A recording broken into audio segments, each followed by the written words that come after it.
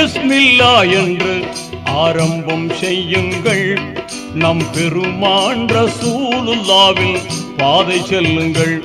நம் பெருமான் ரசூலுல்லாவின் பாதை செல்லுங்கள். அருளாளன் அல்லாதான், அன்பாளன் அல்லாதான், அருளாளன் அல்லாதான், அன்பாளன் அல்லாதான். திருநாமம் ஓதிடுவோமே, தீமை நீங்குமே, பொல்லா தீமை நீங்குமே. பிஸ்மில்லா என்று ஆரம்பம் செய்யுங்கள்.